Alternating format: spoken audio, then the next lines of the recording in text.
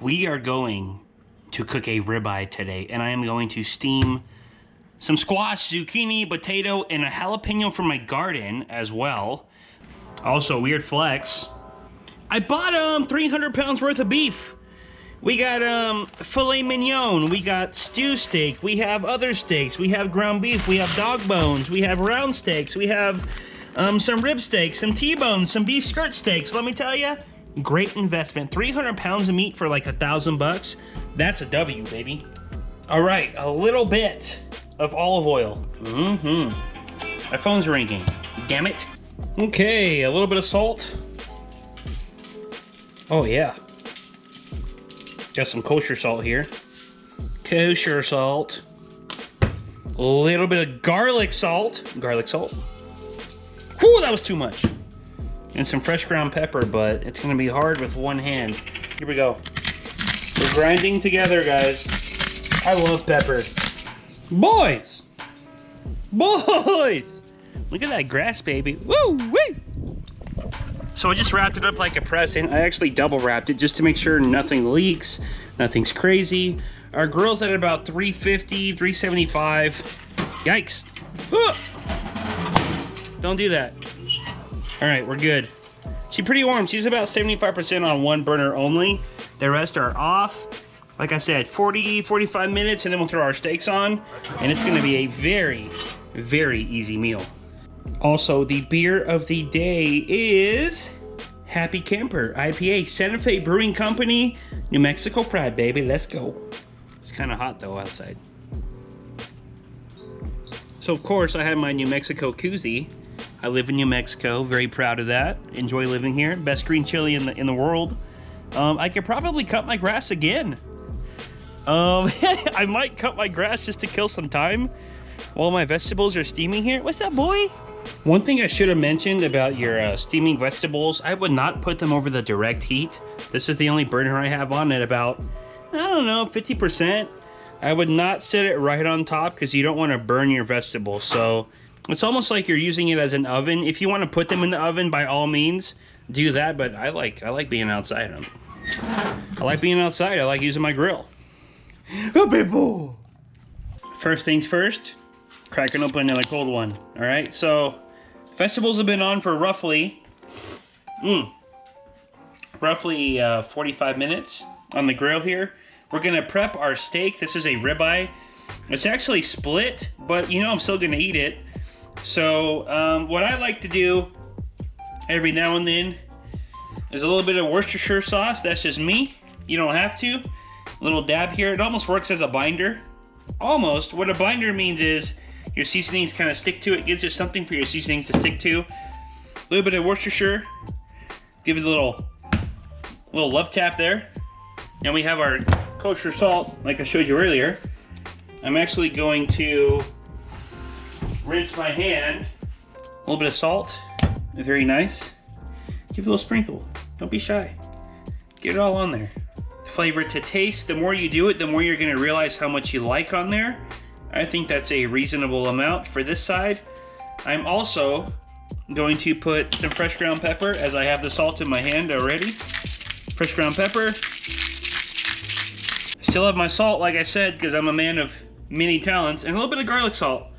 Not too much there. Now I'm going to flip it over. Some people like to actually season it after they flip it on the grill. I'm just going to do it in one right now. So my Worcestershire again, as always. Love tap. Looking beautiful. Beautiful. Again, fresh ground pepper. Go crazy, baby. And then a little bit of garlic salt. One more time. Woo, woo. And we are ready. Checking on my vegetables here. Even with one burner on, at half of its heating capacity, we're at 400. I know that those vegetables are pretty much good by now. I'm gonna turn the burner there on low, and then I'm going to literally crank the other two. We're gonna put it on high. The thing I've learned is I might be out of propane. Are you kidding me, dude? I just ran out of propane. Okay, sometimes life gives you a curveball, which means now we're cooking with charcoal. That should be plenty for one steak. It's gonna be a waste of charcoal, honestly. But here we go, we got our letter cube, our charcoal. When life gives you lemons, make lemonade, baby.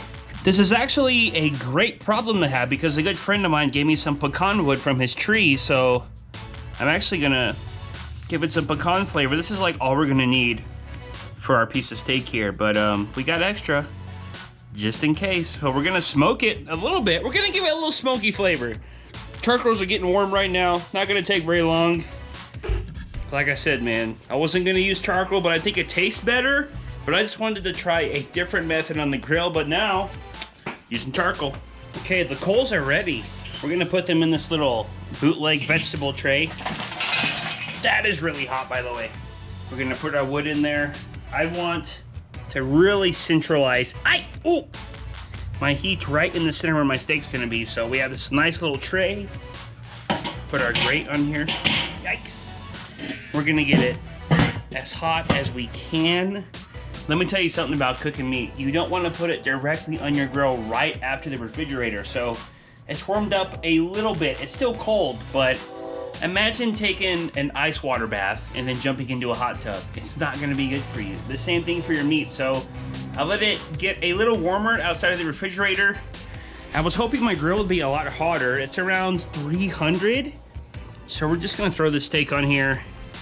We're going to try roughly, I'm probably going to do 4 minutes on both sides. I was planning on a way hotter temperature on my gas grill, but seeing as life threw us a curveball right in the center here, bam, nice sizzle, you love to hear it. So we're gonna give it, I'm gonna give it 4 minutes on both sides. It's around 300 degrees right now. I'm hoping it gives us some type of medium rare, medium well cook. I've never done it on charcoal, but this is a learning experience, so enjoy the ride, baby. All right. It's been 4 minutes at roughly 300 degrees Fahrenheit. We're gonna flip this bad boy. Looks disgusting.